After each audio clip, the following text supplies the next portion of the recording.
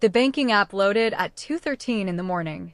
Maya Carter was sitting on the cold bathroom floor, her back against the bathtub, her 6-week-old son pressed against her chest, his mouth working in the small, urgent way that meant he was hungry again and the world had better do something about it immediately. The apartment was quiet except for Noah's breathing and the faint hum of the refrigerator down the hall. Ji-Hoon had been gone for 3 weeks. She had stopped counting the days after the second week because counting made it real in a way she wasn't ready for. She opened the app because Noah had finished the last of the formula an hour ago and she needed to know what she was working with. I have to find a way. She needed a number. She needed to understand the shape of her situation so she could move inside it. The number loaded. $5.17. Maya stared at it. She didn't cry. That would come later, in waves she didn't see arriving, at moments that had nothing to do with bank accounts. The first time she tried to explain to her mother why she hadn't called sooner. The first time Noah smiled, and she had no one to turn to and show. But at 2:13 in the morning on the bathroom floor, she didn't cry. She just looked at the number the way you look at a car accident before your brain catches up to what your eyes are reporting. Then she scrolled to the transaction history. That was when something shifted inside her. Not broke. Shifted. Skyline Luxury Apartments, $3,400. Posted that morning, 9:47 a.m. Genesis GV80 Insurance, $287. Same morning. Nobu Houston Reservation, $340. Evening. Ji-Hoon had spent $4,027 today. He had left his wife and newborn son $5.17. She tilted the formula tin. Empty. She already knew it was empty. She just needed to confirm it, the way you press on a bruise to understand exactly where the pain lives. Then she did something that would later save everything. She opened her screenshots folder, and she started taking pictures of every transaction on the screen. Date, amount, merchant, timestamp. Her hands were completely steady. She wasn't thinking about what she was building. She was just building it, with the particular focus of someone who has run out of options and discovered that focus is what's left when emotion has nowhere useful to go. She sent Ji-Hoon a voice note at 2:31 a.m. She kept it simple. Deliberately simple. No accusation, no tears, nothing that could be used against her later. Ji-Hoon. The account has $5. Noah needs formula. Please send something tonight. The message showed delivered. Then it showed read. 2:33 a.m. She watched the screen. She waited. Her phone buzzed. She grabbed it. It was an Instagram notification. @Ji-Hoon.Carter has posted a photo. She opened it with a feeling she still does not have the right word for. Ji-Hoon was at a table she recognized Nobu Houston, the restaurant they had gone to for every anniversary, every milestone, every celebration that mattered, surrounded by colleagues, his jacket open, his laugh caught mid-sentence. A glass of something amber-colored raised toward the camera. The caption said, "Grateful for great people." Posted at 2:34 a.m. 1 minute after reading her message. He had looked at the word formula, put the phone down, picked up his glass, and kept laughing. Maya closed the app. She looked at Noah's face, which was still working through its urgent, hungry expressions, completely unconcerned with any of the above. She made a decision in that moment that she could not have fully articulated, but that lived in her body as clearly as breathing. She was not going to spend a single more minute of tonight trying to understand what had gone wrong. She was going to spend tonight figuring out what came next. She put Noah in his bassinet, went to the kitchen, and started counting every dollar she had in every location she could access. She had $5.17 in the joint account, $43 in her personal savings account she had almost forgotten about, one $20 bill in her coat pocket from 2 months ago, and a gift card to Target with an unknown remaining balance. She wrote it down on a piece of paper. $68.17 plus whatever was on the card. Then she opened her banking app again, this time looking at something different. Not the balance. The salary deposits. Ji-Hoon's paycheck had landed in the joint account every other Friday for 3 years without exception. Then 8 weeks ago, nothing.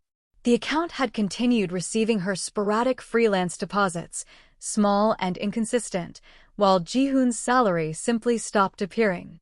But his expenses had not stopped. His car, his apartment, his restaurant tabs, all still happening. All still spending. Just spending money that was coming from somewhere she couldn't see. She pulled up her email to forward herself the banking screenshots and saw something she had missed completely. An email that had landed 47 days ago in her promotional folder. She never checked her promotional folder. She had a newborn. The subject line read, Carter versus Carter, service of petition for divorce. She opened it very slowly, the way you open something when your hands already know what's inside. Petition for divorce, Harris County District Court, filed 7 weeks ago.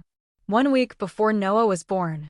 Under grounds for divorce, Ji-Hoon's attorney had written, respondent's financial instability creates an unsuitable environment for the minor child. Maya read it twice.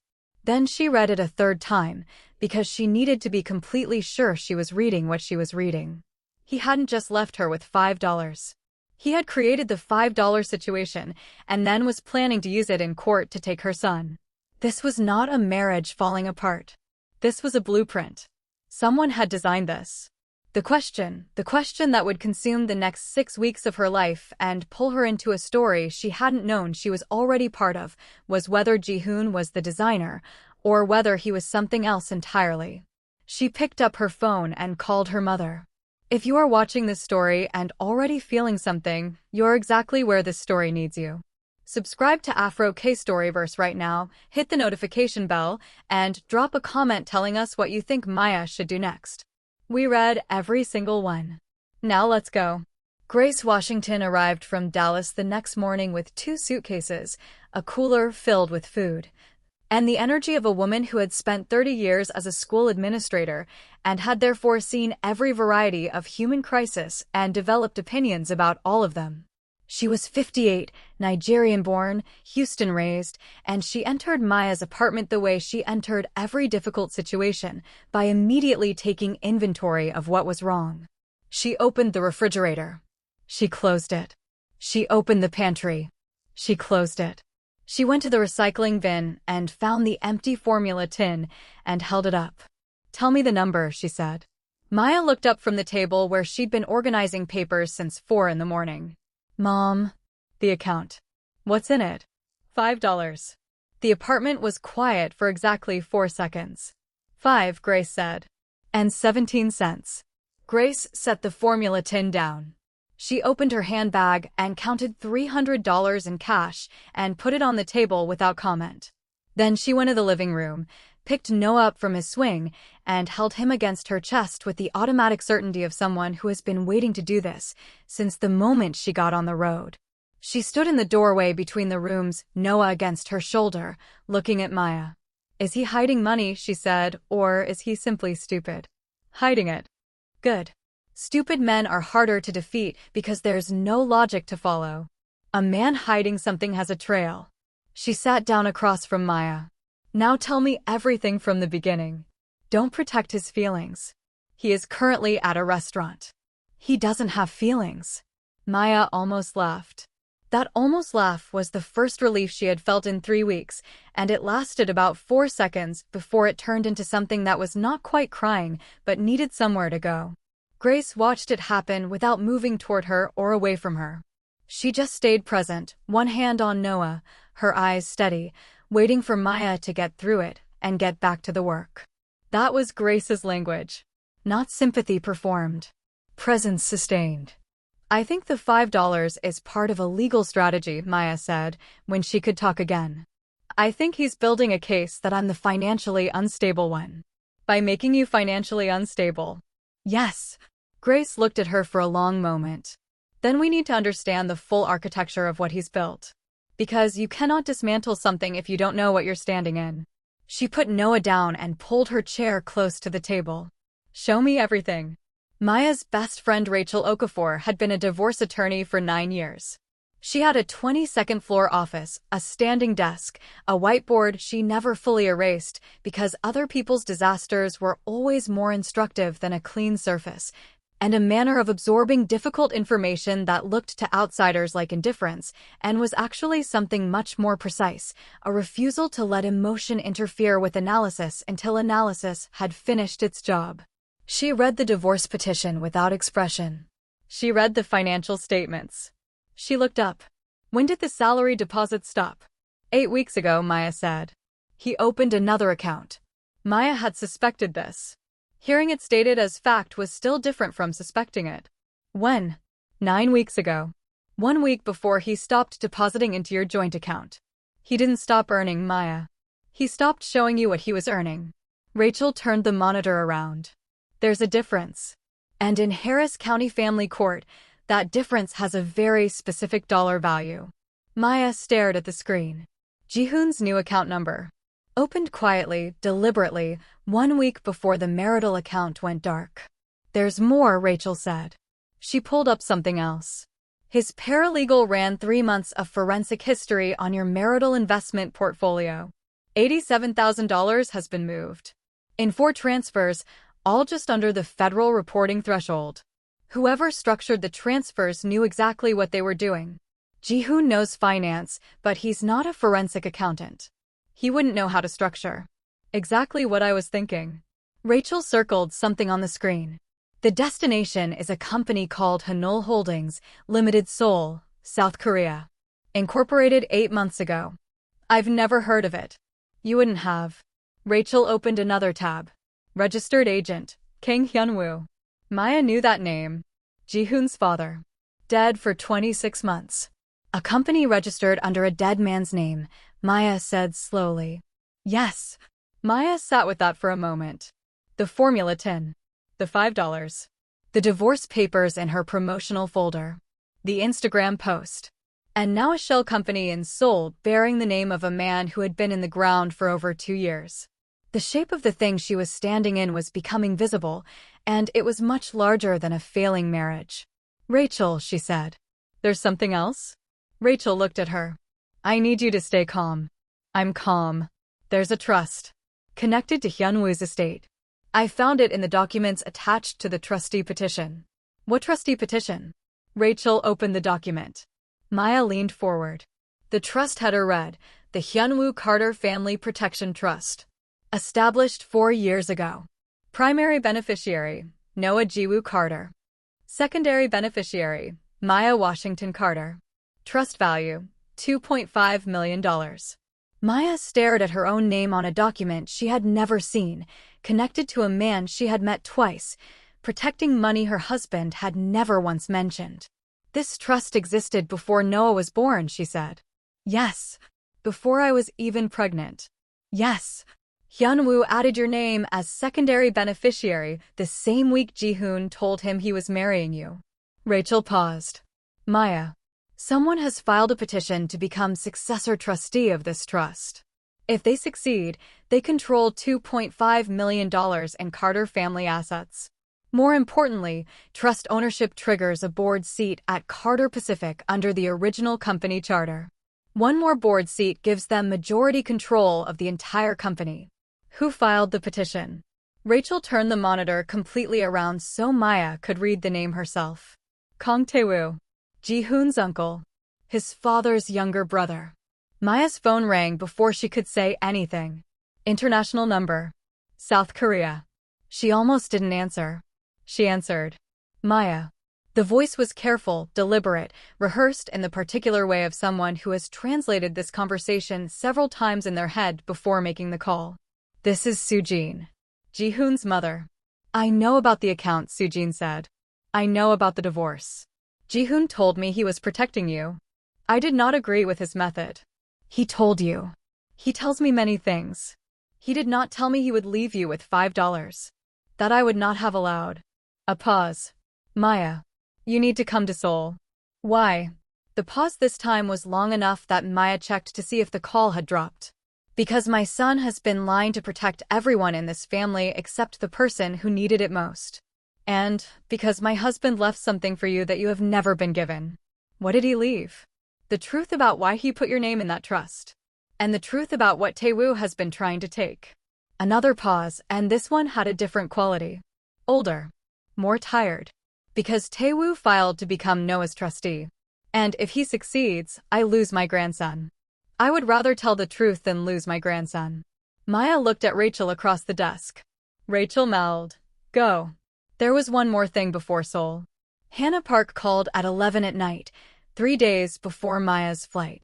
Hannah was 34, Korean-American, forensic accountant, former internal auditor for Carter Pacific Logistics, and she had agreed to consult off the record for reasons she had not yet fully explained. She had spent the previous 48 hours inside financial records that most people would need 3 years to understand. "I found a recording," she said, "in a backup server no one at Carter Pacific uses anymore. Audio. Ji-Hoon and his father, maybe 3 years ago. Before the trust was finalized." "What does it say?" "I'm sending it." "But Maya." She paused. "Listen to the last 40 seconds carefully. Hyunwoo says a name. You're going to want to know that name before you walk into that house in Seoul." Maya opened the file. Put in her earbuds. She heard Ji-Hoon's voice first, younger somehow, less guarded, the voice of a man who had not yet learned to carry things alone. Then his father's voice, slow and deliberate, the voice of a man who chose every word because he understood that some words would matter long after he was gone to say them. And then, near the end of the recording, Hyunwoo said a name. Quietly, with the controlled, careful tone of someone identifying something dangerous. Kang Taewoo. The way he said it made every hair on Maya's body rise. Not with anger. With recognition. The way you say the name of something you have been watching for a long time and finally decided to name out loud. Maya took out her earbuds. She sat in the dark for a long time. Then she called Rachel and said, "Book the conference room for when I get back. We're going to need it." She called Hannah and said, "Print everything. Keep it in 2 separate locations." She went to her mother in the next room and said, "Pack light. You're coming with me." Grace looked up from the book she was reading. "I always pack light." The 2 suitcases were already at the door. "Those are both carry-on," Grace said, without looking at them. Incheon Airport greeted Grace Washington with clean floors, organized signage, and a level of systematic efficiency that she found simultaneously impressive and suspicious, the way Grace found most things that appeared to be working too well. In the taxi, she watched Seoul move past the window in the early morning light, vast and lit and organized in a way that looked, to her eye, like a city that had made collective agreements about itself. "It looks like everyone decided in advance," she said. Maya looked at her. "The city. Like there was a meeting and everyone agreed." Grace paused. "I respect it. I'm simply noting it." Then, quietly, without the humor. "Are you ready for what she's going to tell you?" "I don't know." "Good. That means you're still honest with yourself." She reached over in the dark taxi and held Maya's hand. She didn't say anything else. She didn't need to. Soojin Carter, born Kang Soojin, married into the Carter name through a union that had required her to carry 2 cultures simultaneously for 35 years, lived in a Hanok home in a quiet Seoul neighborhood, traditional in its bones, deliberate in its choices. She was 62 years old, and she had the particular elegance of women who have survived things they have never once dramatized.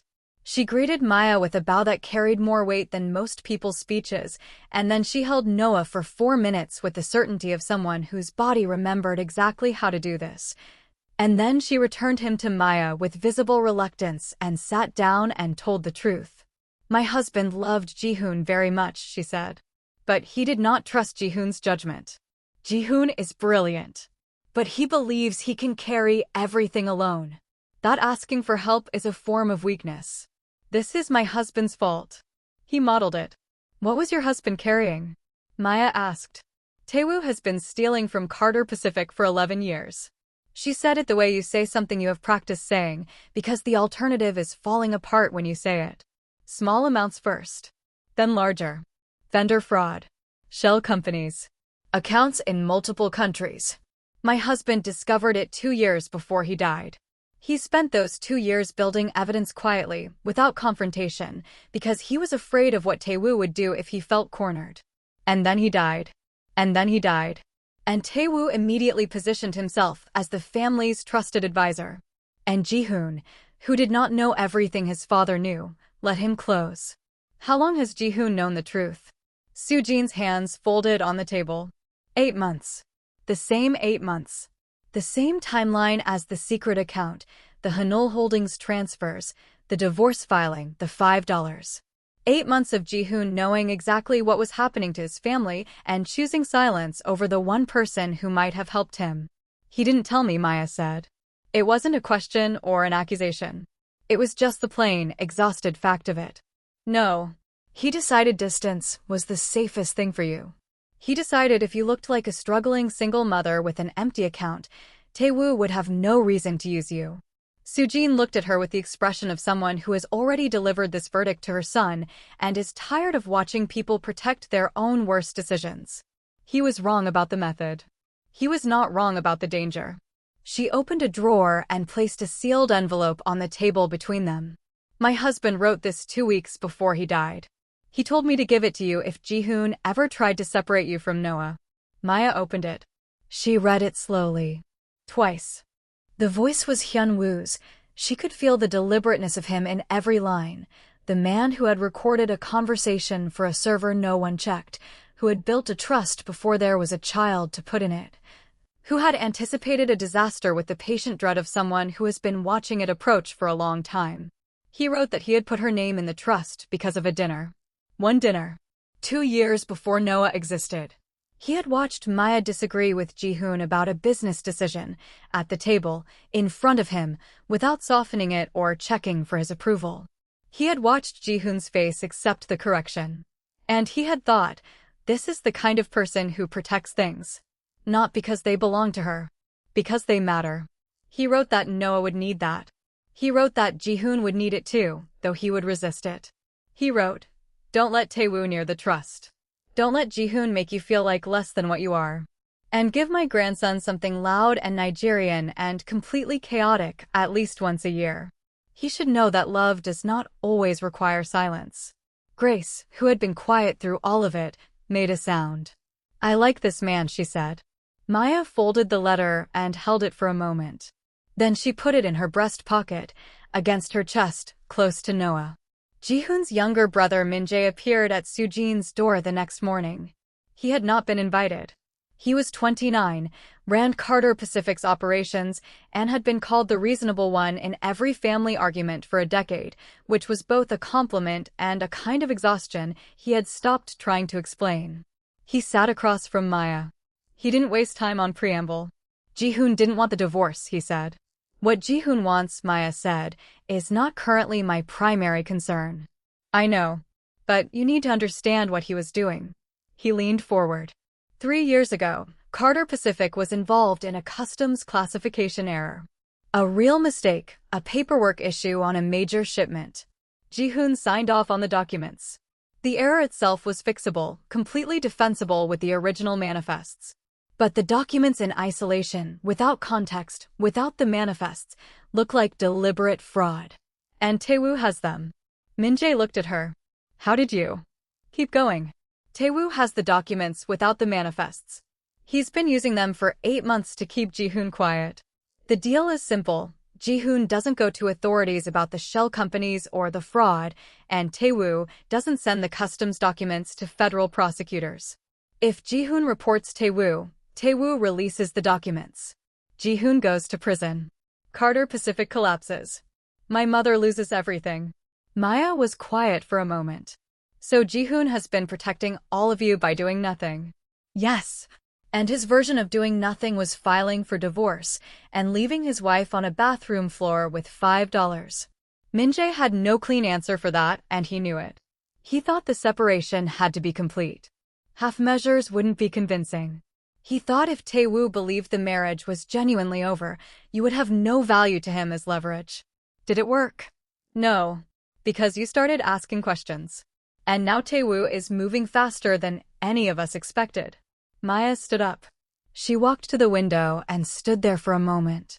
Outside, the Seoul morning was doing what Seoul mornings did, going about its organized, agreed-upon business. Min-jae, she said. The blackmail only works as long as Ji-Hoon is afraid of a full federal investigation. Yes. But if someone were to invite a full investigation, with the original manifests included, the customs documents go in with full context. The error becomes what it always was. A mistake. Min-jae stared at her. The blackmail dissolves the moment Ji-Hoon stops being afraid, she said.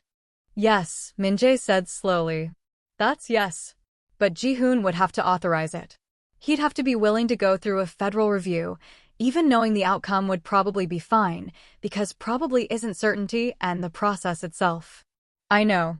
She turned around. Where is he? She found Ji-Hoon through Hannah, which was how she ended up standing in a cafe doorway in the Insadong neighborhood watching her husband sit across from her forensic accountant with documents between them and his hand briefly touching hers in what was clearly, to anyone paying attention, a gesture of gratitude. To Maya, at that moment, paying the particular attention of a woman who had spent 6 weeks reconstructing her husband from evidence, it looked like exactly one thing.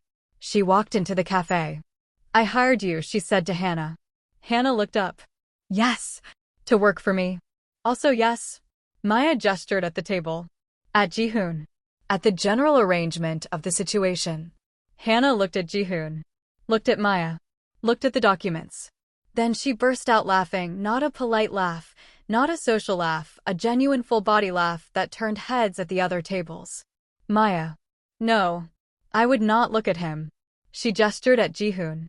No offense. Significant offense, Ji-Hoon said. He came to me. He found out I was consulting for you, and he wanted to give me the rest of the company's financial records. He's been trying to get them to you for 6 weeks without Taewoo knowing. Hannah slid the documents toward Maya. He has been on your side the entire time. He is simply catastrophically bad at showing it. Maya looked at Ji-Hoon. He looked back at her with the expression of a man who knows the truth is both his best defense and completely inadequate. Sit down, Maya said. And start talking. He talked for a long time. He told her everything Min-jae had told her, but in his own words, which were harder to hear because they came with his face and his voice and the particular way he had of going still when he was telling the truth about something painful. He told her about the day he found the shell company records in his father's files, 8 months ago. The way the ground had shifted under him. The way he had sat alone in his father's soul study for 4 hours before making any decisions at all. The way he had then made every wrong decision in sequence, alone, in silence, convinced that carrying it was the only way to protect the people around him. Maya listened without interrupting. She had learned, in the last 6 weeks, that interrupting people who were finally telling the truth was one of the most effective ways to stop them. When he finished, she said, You left me on a bathroom floor with a newborn and $5. You read my voice note and you posted an Instagram story. I know. There is a pharmacy 2 minutes from Nobu, Houston. You could have walked there anonymously. You could have sent cash through Min-jae. You could have opened a third account and transferred $50 and explained nothing. You chose none of those things. I know. Why? He was quiet for a moment. Because if I interacted with you even once, even indirectly, I was afraid I would not be able to keep the separation clean. I was afraid I would tell you everything. And I had convinced myself you couldn't carry it. There it was. The thing underneath the thing. The real wound, deeper than the $5 and the ignored message and the divorce papers in the promotional folder. You didn't think I could handle it, Maya said. Yes. You looked at me, the woman you married, the woman who disagreed with you in front of your father at dinner without flinching, the woman who built a career in an industry that runs on knowing what things are actually worth, and you decided I couldn't handle it. I was wrong. Yes, you were. She looked at him for a long moment. Send me everything you have on Taewoo. Tonight. Directly to me. Not through Hannah. Maya. I didn't ask for a conversation. I asked for documents. She stood up and left. Outside the cafe, in the Insadong morning, she walked half a block and then stopped and leaned against a wall and breathed for 30 seconds. Not crying. Just breathing. Getting the feelings to a place where they couldn't interfere with the plan. Then she took out her phone and called Rachel and said, How do we structure an invitation for federal review that defuses the blackmail and protects the trust at the same time? Rachel said, Give me 6 hours. The documents arrived from Ji-Hoon at 1 a.m. Every file he had been building for 8 months, vendor records, transfer trails, shell company incorporations, board minutes, everything. Maya and Hannah went through them until 4 in the morning. At 4:17, Hannah called Maya's hotel room. Maya. My hotel room was searched. Maya sat up. Someone went through my things while I was at dinner. Professionally, nothing obvious, nothing broken. But I know where I left my bag. The flash drive Ji-Hoon gave me. The backup of the company records. It's gone. Taewoo knows we're here. He knew before we arrived. And Maya, if he has people in Seoul watching us, he has people in Houston. Maya was already dialing Rachel. Rachel answered on the second ring. I know, Rachel said. My office received a very interesting fax 30 minutes ago. I was going to call you. What fax? Someone sent me the customs documents. The ones Taewoo has been using to keep Ji-Hoon quiet. They're the uncontextualized version. No manifests. No error trail. They're sending me a message. They want you to know they can destroy Ji-Hoon at any time. Yes. Maya stood at the hotel window. Seoul at 4 a.m., still lit, still organized, still keeping its agreements with itself. Rachel. Pull the original manifests from the Carter Pacific Archive. The documents Ji-Hoon sent me tonight have the manifest reference numbers. Get them. I'm already pulling. And Rachel, the forensic accountant structure. The DC attorneys. How quickly can they file a voluntary disclosure that reframes the customs situation before Taewoo can weaponize it? If Ji-Hoon authorizes them today, they can file within 48 hours. Then we need Ji-Hoon to authorize them today. She hung up. She looked at the time. 4:22 a.m. She typed a message to Ji-Hoon. I need you to meet me at your mother's house in 4 hours. I need you to bring authorization documents for the DC attorneys. And I need you to decide tonight whether you are willing to end this. The message showed delivered. It showed read. And this time, within 30 seconds, it showed, I'll be there. Before you go any further, if this story is already living in your chest, if you already have thoughts and feelings and opinions about Ji-Hoon and Taewoo and what Maya should do next, drop them in the comments right now. And if you haven't subscribed to Afro K-Storyverse yet, do it before the next scene. This story is just getting started and you do not want to miss what's coming. Like the video so more people find it. Now let's go. They met at Soojin's house. Ji-Hoon, Min-jae, Hannah, Maya, and Grace, who had been tasked the previous evening with occupying Min-jae so Maya could work, and had spent 3 hours teaching him to identify fake leather by smell. She made me smell 6 different bags at the hotel gift shop, Min-jae told Ji-Hoon when he arrived. Did you learn something? I learned that your mother-in-law is a force of nature, and I respect her completely. Grace, from the kitchen, where she was making tea without being asked, I heard that. It's accurate. They laid the documents across Soojin's dining table. All of it. 3 months of forensic accounting, 11 years of reconstructed fraud, shell company architecture, vendor trails, the customs paperwork with the manifests attached. Hannah walked them through the full picture. Taewoo had stolen $31 million from Carter Pacific over 11 years. He had done it through vendor companies that existed only on paper, routing payments through Hanul Holdings, the company registered under Hyunwoo's stolen identity, and distributing them to accounts in Singapore, the Cayman Islands, and Nevada. The structure was sophisticated, designed to withstand casual review, built by someone who understood both international corporate law and exactly how much risk a family company could absorb before asking questions. The $87,000 Ji-Hoon had moved from the marital investment account. The $87,000 Maya had spent weeks believing was evidence that her husband was robbing her, had gone to a Washington, D.C. law firm specializing in international corporate fraud. Ji-Hoon had been paying, out of his own pocket, to build a legal case against Taewoo. He had been paying for it with marital money because he could not access the corporate accounts without Taewoo noticing. He had moved it in structured transfers because he had been, for 8 months, a man trying to fight a $31 million fraud scheme with private funds and no one to help him carry it. He had been fighting. He had just been fighting in the wrong direction, away from Maya instead of toward her. Maya sat with this information for a long time. It did not make the bathroom floor smaller. It did not reach back in time and replace the empty formula tin or make her voice note matter or undo the Instagram post. The explanation changed the shape of the wound, but not its depth. That distinction mattered to her. She was not going to let a reason become an excuse. She was not going to confuse understanding someone's choices with agreeing that those choices were acceptable. Both things could be true. Ji-Hoon had a reason, and Ji-Hoon had been wrong. She could hold both without dropping either. The blackmail structure, she said. Walk me through why it collapses if we invite the full investigation. Hannah leaned forward. Taewoo's leverage is the customs documents in isolation. The moment those documents go into a federal disclosure with the original manifests attached, they stop being evidence of fraud and start being evidence of an error that was corrected. Prosecutors aren't interested in paperwork mistakes. They're interested in pattern and intent. The manifests eliminate both. She paused. Taewoo knows this. He knows the blackmail only works as long as Ji-Hoon is more afraid of the process than he is of Taewoo. The moment Ji-Hoon says yes to the full investigation, the threat is gone. And what does Taewoo have left, Maya said. Nothing. Except $31 million in accounts he can no longer protect, and a trustee petition in a Texas court that is about to face the worst week of its legal life. Maya looked at Ji-Hoon. Are you ready to say yes? He had been quiet for most of the morning.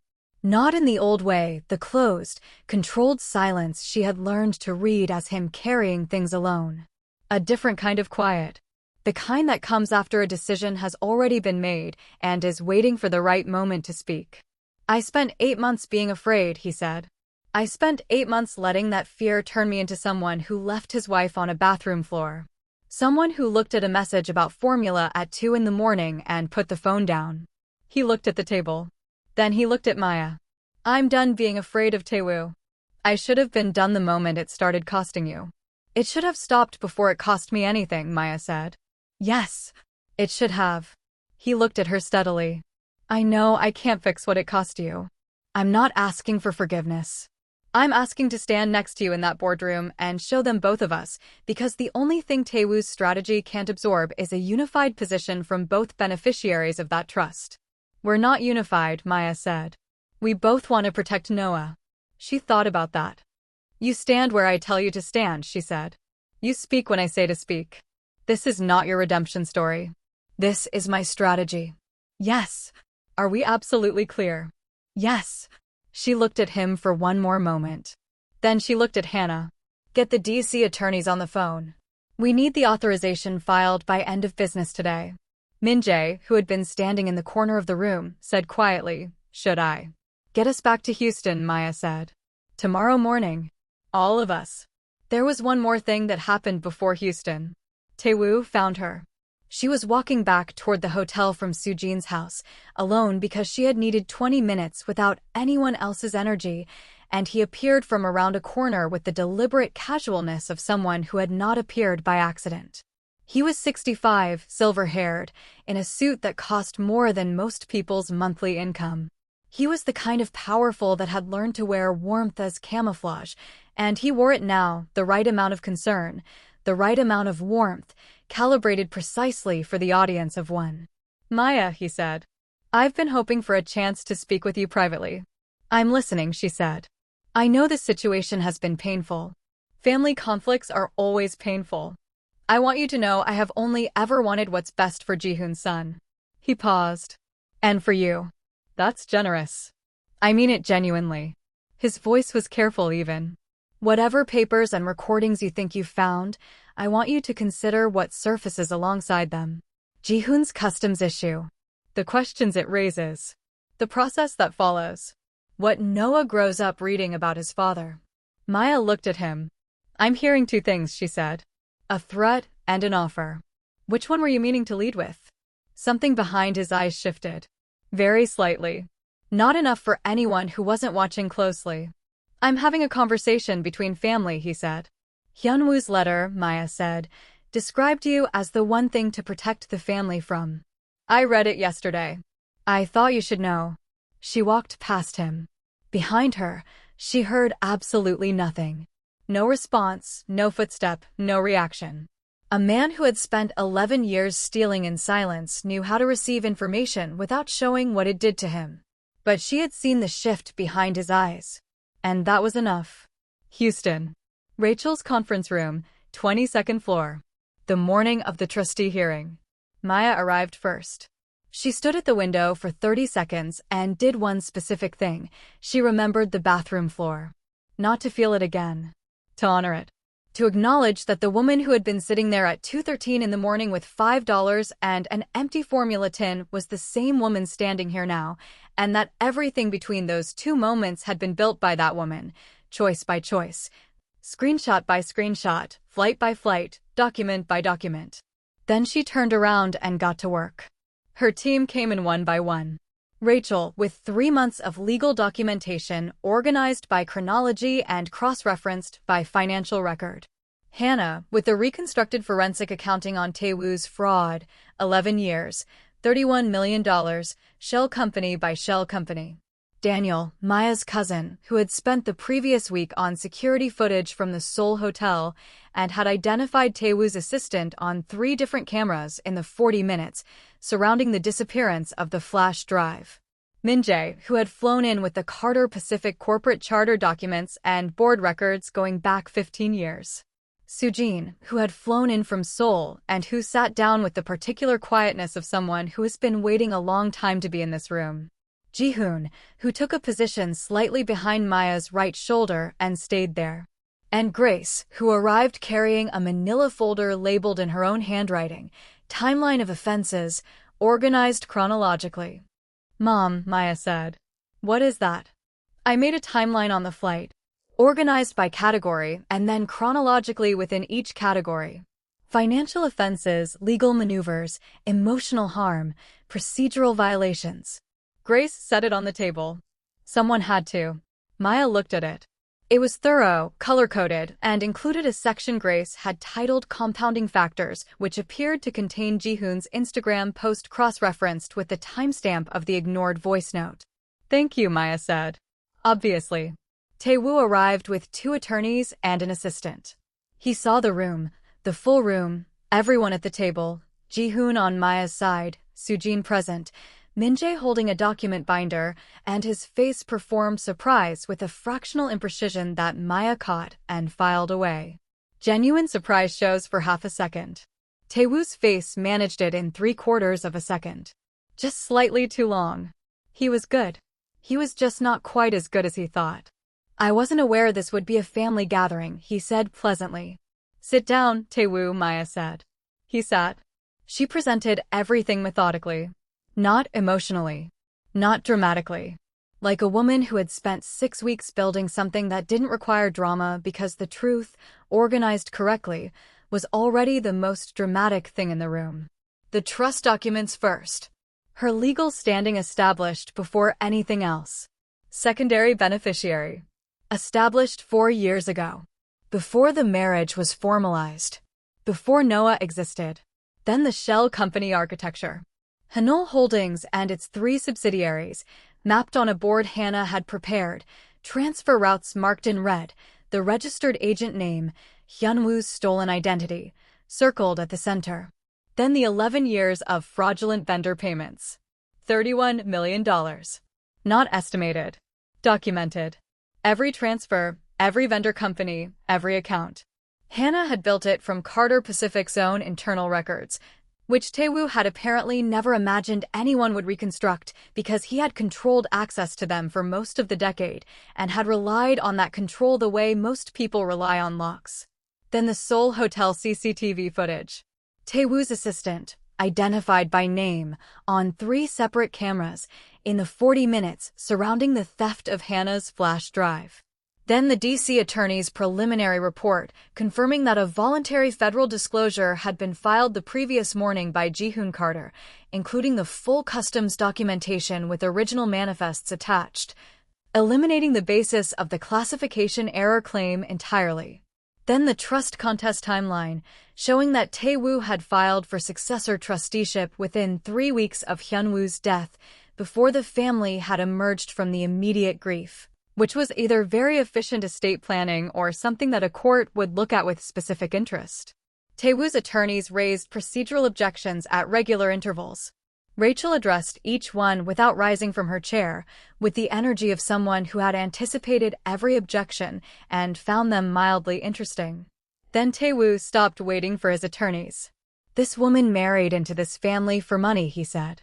"She has no standing, no." "Stop," Maya said. She reached into her folder.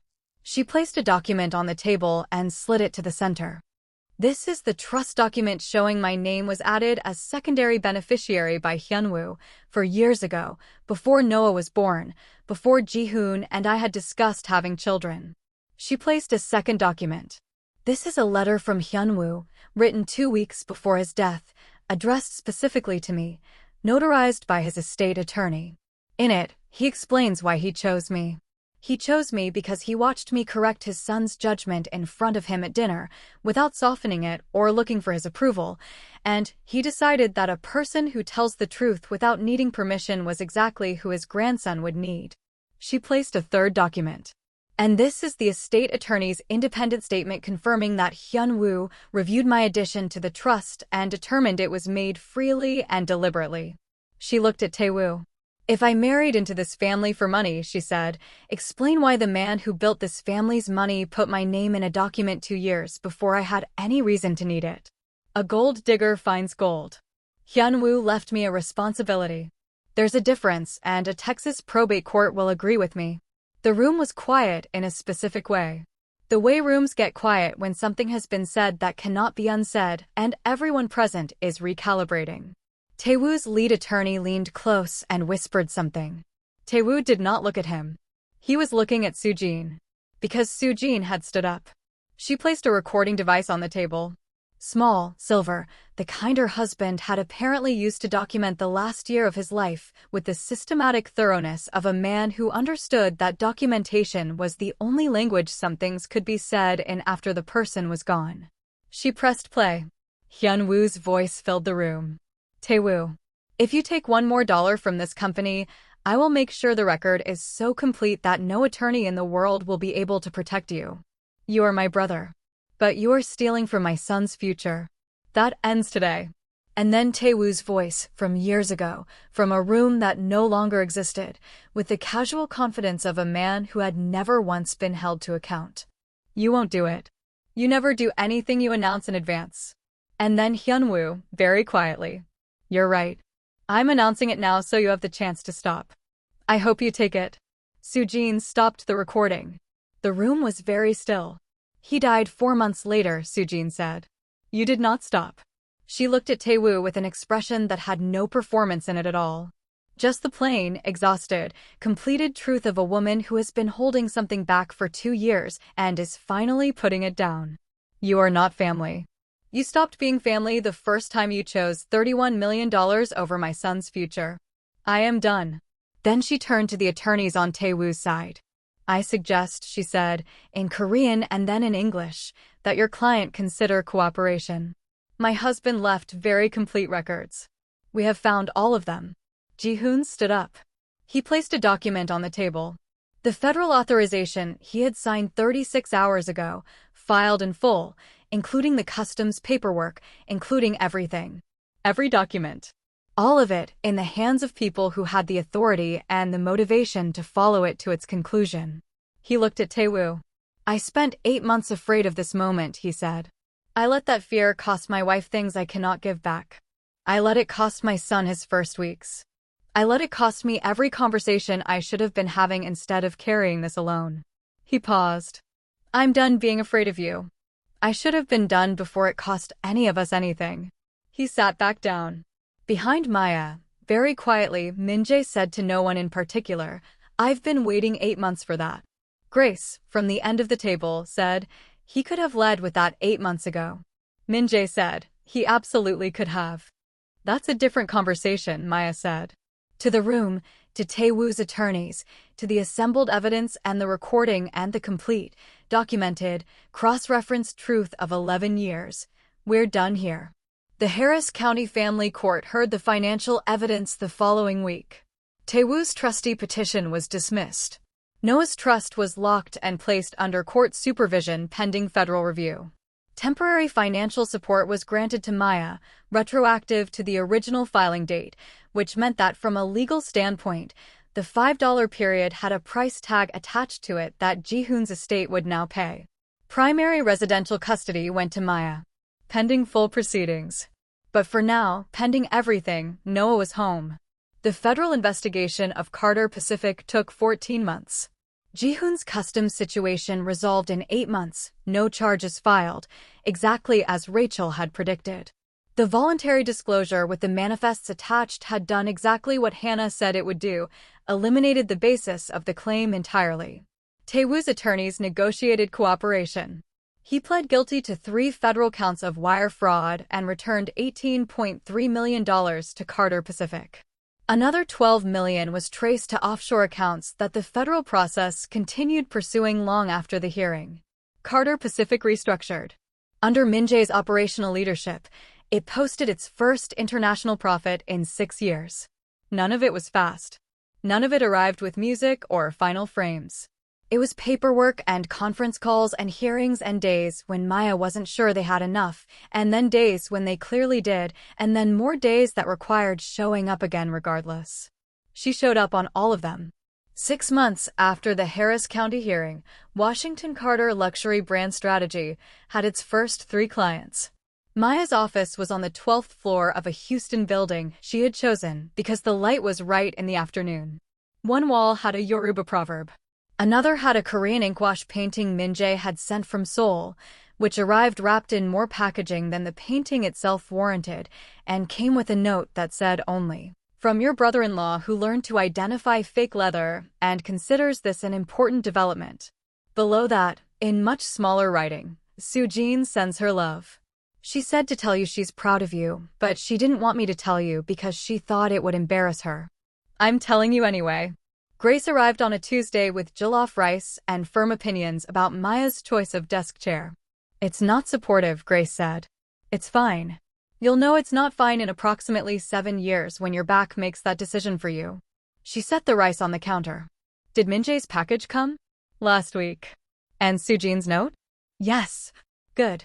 Grace looked around the office with the expression she used when she approved of something but was not going to say so directly. It looks like you. That was the intention. I know. I'm saying it worked. She sat down. Noah said a new word this morning. Maya looked up. What word?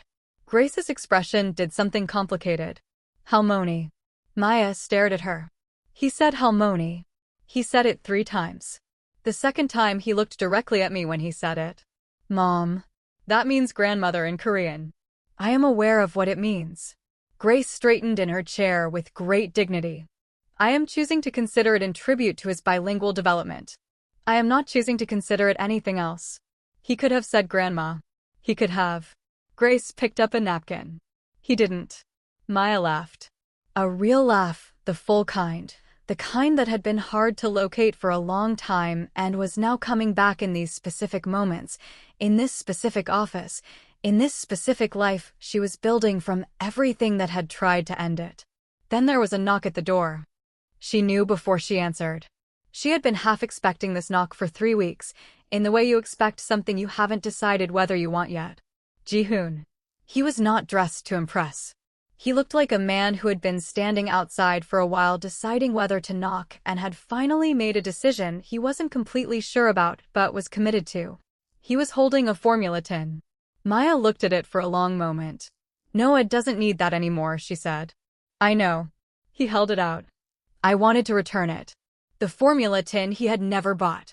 The formula tin she had bought with her mother's cash on the morning after the bathroom floor.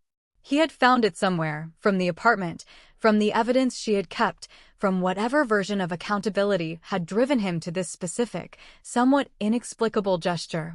You came all the way here to return a formula tin, she said. No. He lowered it. I came to ask if I could take you and Noah to dinner. Dinner. Not Nobu. She looked at him. A long moment. Long enough to be uncomfortable for him. She let it be uncomfortable. He had earned the discomfort. He could stand inside it. You can come to dinner, she said. Ji-Hoon, that is not forgiveness.